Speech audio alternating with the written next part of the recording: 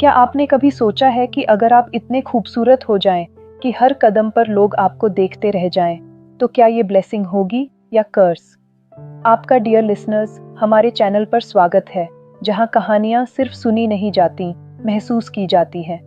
आज हम बात करने वाले हैं movie too handsome to handle की, एक ऐसी कहानी जो हमें सिखाती है कि कभी-कभी जो चीजें हमें सबसे ज्यादा चाहिए होती हैं, वही हमारी सबसे बड़ी मुसीबत बन जाती है।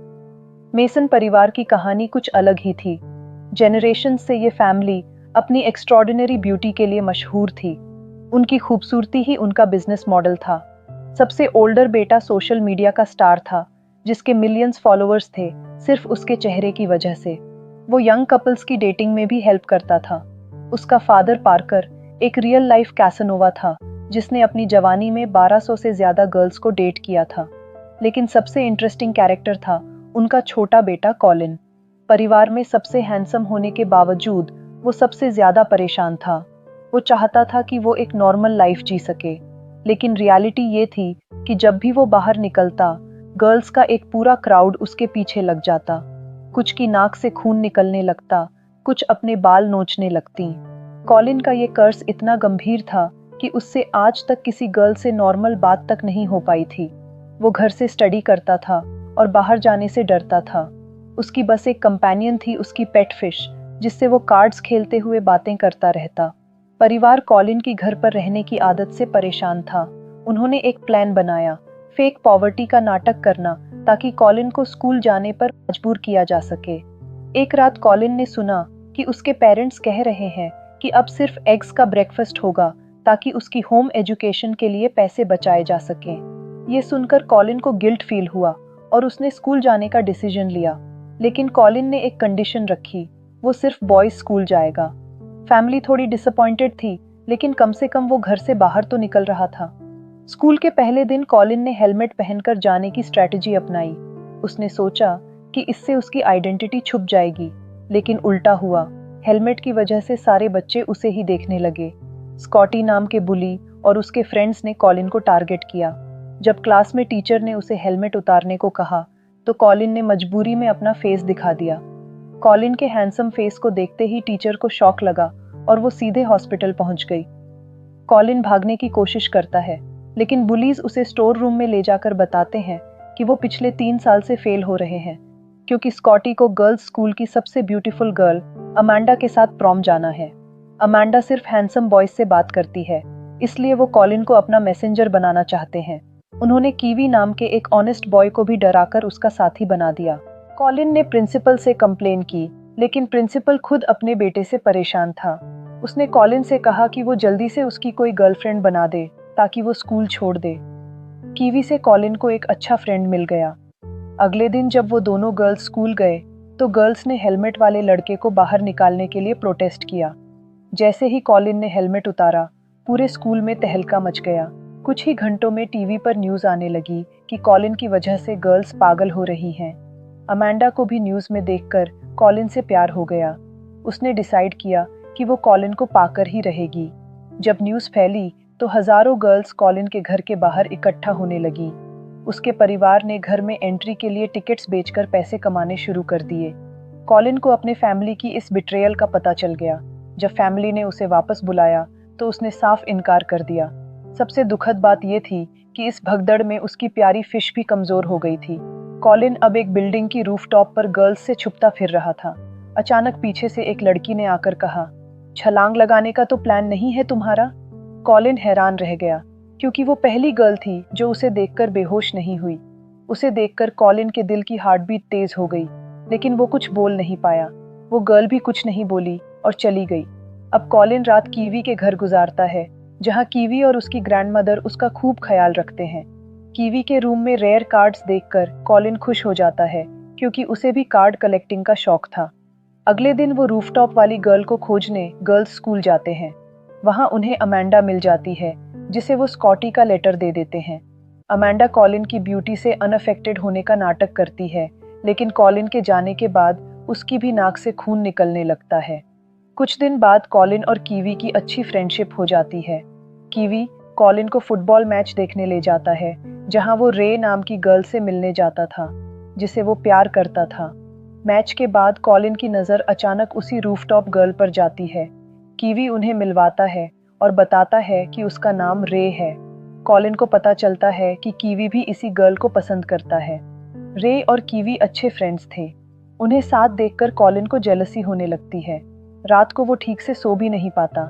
कॉलिन को याद आता है कि उसका ब्रदर वोग तो लव गुरु है, उससे हेल्प मांगनी चाहिए। अगली सुबह वोग कॉलिन को देखकर बहुत खुश होता है, क्योंकि वो बहुत दिन से कॉलिन को गर्ल्स के बारे में बताना चाहता था। अब कॉलिन ने अपने फैमिली को भी माफ कर दिया था, क्योंकि अगर वो बाहर नहीं निकलता तो रे से उसकी मुलाकात भी नहीं हो पाती। वोग कॉलिन को बताता है कि गर्ल्स को कैसे इम्प्रेस करना है। कॉलिन वैसा ही करता है, लेकिन उसे एहसास होता है कि वो रे को उतना नहीं जानता जितना कीवी जानता है। एक दिन अमांडा बॉयज स्कूल आकर कॉलिन को अपनी बर्थडे पार्टी का इनविटेशन देती है और साथ में एक फ़ोन भी देती है। शाम को कीवी कॉलिन को रे के साथ घुमाने ले जाता है। वहाँ कॉलिन समझ जाता है कि रे भी कीवी को पसंद करती है। उन्हें साथ देखकर उसे जेलसी हो रही थी।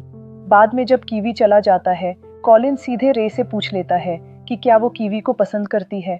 पहले तो रे मना करती है, लेकिन जब कॉलिन झूठ बोलता है कि कीवी तो अमांडा से प्यार करता है, तो रे का मूड उतर जाता है। अब क्लियर था कि रे को भी कीवी पसंद है। घर लौटकर कॉलिन अमांडा को फोन करके उससे हेल्प मांगता है। अमांडा कॉलिन के प्यार में कुछ भी करने को तैयार थी। अगले दिन अमांडा की बर्थडे पार्टी में कॉलिन और कीवी दोनों पहुंचते हैं। अचानक अमांडा कॉलिन को छोड़कर कीवी पर अटेंशन देने लगती है। वो उसे साइड में ले जाकर किस करने लगती है। तभी रे भी पार्टी में आ जाती है। रे की नज़र अमांडा और कीवी को किस करते देखती है। बेचारी का दिल टूट जाता है और वो वहां से भाग जाती है। कॉलिन भी रे के पीछे जाकर अपने प्यार का इजहार कर देता है। रे जवाब देती है कि वो उसे सिर्फ फ्रेंड समझती है। अब कॉलिन को लगता है कि उसने अपने इकलौते फ्रेंड को धोखा भी दिया और रे भी नहीं मिली। उधर स्कॉटी और उसके बॉयज ने भी कीवी और अमांडा को किस करते देख लिया था। गुस्से में उन्होंने कीवी की जमकर पिटाई कर दी। कॉलिन दूर से देखता रहा, लेकिन कीवी को बचाने की उसकी हिम्मत नहीं हुई। अपने फ्रेंड को दर्द में देखकर कॉलिन को रियलाइज हुआ कि उसने बहुत बड़ी गलती की है। आखिरकार उसने सारी स्टोरी कीवी को बता दी। इस धोखे से कीवी हैरान रह गया। वो कहने लगा कि अगर उसे पता होता कि कॉलिन भी रे को पसंद करता है तो वो खुद ही पीछे हट जाता। लेकिन कॉलिन के दिए धोखे के बाद वो उसका फ्रेंड नहीं रहना चाहता। कीवी ने कॉलिन से बात करना बंद कर दिया और खुद को रूम में बंद कर लिया। कॉलिन को अपने फ्रेंड की बहुत याद आती थी। घर पर कॉलिन की मॉम ने उसे उसकी फिश दी, जो एकदम सेफ थी। अपनी मॉम की बातें सुनकर कॉलिन को रियलाइज हुआ कि लोग उससे कितना प्यार करते हैं। अब उसने डिसीजन लिया कि वो कीवी को जरूर मना लेगा। अगली सुबह उसने रे को जाकर सब सच बता दिया। फिर उसने कीवी के पास जाकर उससे माफी मांगने की कोशिश की। पहले तो कीवी नखरे करता रहा, लेकिन बातों में कॉलिन ने कीवी से बुलवा लिया कि वो रे को कितना प्यार करता है। बाद में पता चला कि रे फोन पर सब कुछ सुन रही थी। आखिरकार उन दोनों के बीच की सारी मिसअंडरस्टैंडिंग्स क्लियर हो गईं। कुछ दिन बाद सब डांस पार्टी में गए, जहां कीवी की पार्टनर रे थी और कॉलिन की पार्टनर अमांडा। आखिरकार कॉलिन और अमांडा को डांस के किंग और क्वीन का टाइटल मिला। जहां एक और सारी गर्ल्स स्टेज पर कॉलिन को देखकर पागल हो रही थीं, वहीं उसे एक गर्ल की आवाज आई, ये इतना भी अच्छा नहीं दिखता है। ये सुनते ही कॉलिन का दिल एक बार जोरों से धड़कने लगा और उसकी नजरें इस अननोन गर्ल को खोजने लगीं। कॉलिन की जर्नी हमें सिखाती है कि कभी-कभी हमारी सबसे बड़ी स्ट्रेंथ्स ही हमारी बिगेस्ट वीकनेसेस बन जाती हैं। रियल कनेक्शन तब बनते हैं जब कोई हमें हमारी इम्परफेक्शंस के साथ एक्सेप्ट करता है, ना कि परफेक्ट इमेज की वजह से। असली रिलेशनशिप्स वो होती हैं जहां हमें एक्सेप्ट किया जाता है जैसे हम हैं, ना कि जैसे हम दिखते हैं। ब्यूटी फेड हो जाती है, लेकिन पर्सनालिटी, काइंडनेस और जेन्युइन कनेक्शंस हमेशा के लिए रह जाते हैं। कमेंट में बताना कि अगर एक दिन के लिए आप इतने खूबसूरत हो जाओ तो आप क्या करोगे। क्या आप कॉलिन की तरह इससे परेशान होगे या इसका एडवांटेज उठाओगे। आज के लिए बस इतना ही माय डियर लिसनर्स। अगर आपको ये मूवी पसंद आई तो वीडियो को लाइक करें, शेयर करें और हमारे चैनल को ऐसी और वीडियोस देखने के लिए याद से सब्सक्राइब जरूर कर लें। मिलते हैं बहुत जल्द एक और फिल्म की कहानी के साथ। तब तक अपना ख्याल रखिए, खुश रहिए और अच्छी फिल्में देखते रहिए। Till then, goodbye my dear listeners.